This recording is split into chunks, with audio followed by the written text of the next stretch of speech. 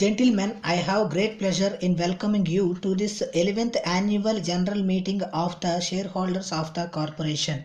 The printed copies of the report of the board of directors and the accounts of the corporation for the year ended 31st March 1970 are in your hands, and I shall, with your permission, take them as read. Since our last meeting, there has been only one change in the board of directors. Sri Sharma replaced Sri Suktankar as representative of the Reserve Bank of India. The board of directors have placed on record their high appreciation of the valuable services rendered by Sri Suktankar.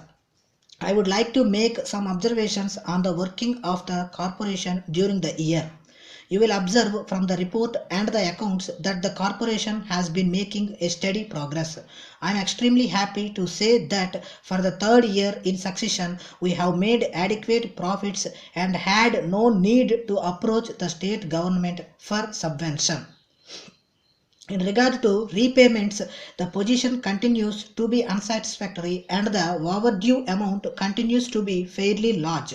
We have been reluctant to take coercive measures against defaulters and have been accommodative to the extent possible. I would, however, like to assure you that your directors have been taking all necessary steps to safeguard the interests of the corporation and reduce the overdues. The corporation has paid special attention to applications for assistance from relatively underdeveloped areas in order to have closer contact and to be of greater assistance to industries in districts. We have opened a branch office at Belgaum to cover the 4 districts of Belgaum, Dharwar, North Canara and Bijapur. We have under consideration proposals to open 3 more branch offices to cover other areas.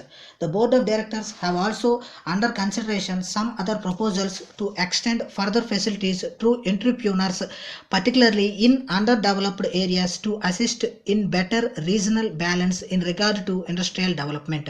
The corporation's assistance has been extended to a wide range and variety of industrial enterprises, from the conventional and traditional ones to modern sophisticated industries. Even in regard to conventional and traditional industries, an effort has been made to encourage modernization in technique and equipment. The state government have been giving substantial special concessions and assistance to new industrial enterprises, and their efforts are directed towards a more balanced growth of the several regions of the state and for effectively dispersing the industries over a wider area. The corporation has been functioning in close coordination with the State Directorate of Industries and Commerce and the several special boards and corporations. As you would appreciate, industrial development needs not only financial assistance but also the basic infrastructure such as power, water, land, transport and marketing facilities and entrepreneurship. While the state government is going all out to provide the infrastructure, I am afraid there is not as yet adequate response from local entrepreneurs. There is also a tendency for the entrepreneurs to flock to a few selected areas and a marked reluctance on their path to go out to potential and suitable areas in the districts. Your directors are considering how best to provide incentives and inducements for industrial enterprise in the underdeveloped areas of the state.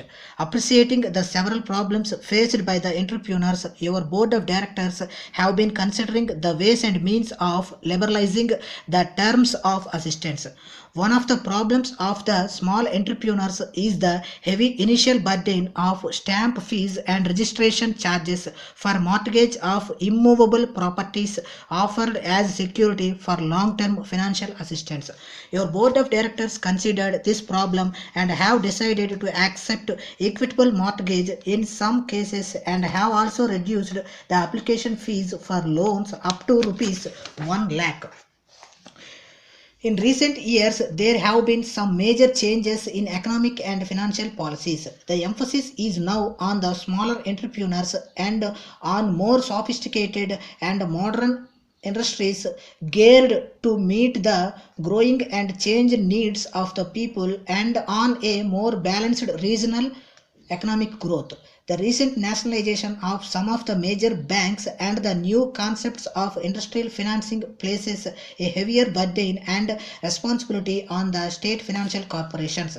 The State Financial Corporations Act, under which we function, is to a considerable extent outmoded and needs some major changes to enable the State Financial Corporation to function effectively in the changed conditions. While the resources may be considered as adequate for the present, we have to think ahead and consider how best we could augment our resources to meet the increasing demands on us for financial assistance. The high income tax liability and the statutory obligation to pay the dividend make it very difficult for the corporation to provide assistance on easier terms to the entrepreneurs. A conference of state financial corporations was held recently. Our country in general and our state in particular faces many problems, but they are mostly problems of development. Overall, we look forward to the coming years with confidence and hope of greater service. Before I conclude, I would like to express on behalf of the Board of Directors and myself our grateful thanks to the state government, the Reserve Bank of India, the Industrial Development Bank of India, the Life Insurance Corporation of India, the several commercial banks and institutions for their wholehearted cooperation and assistance. I would like to express my grateful thanks to my colleagues on the board for their keen interest, suggestions and cooperation. I would also like to place on record our high appreciation of the devoted services rendered by the managing directors, officers, advisors and the staff who have worked hard to make the year a most successful one for the corporation. Let us all dedicate ourselves for the further improvement of the corporation.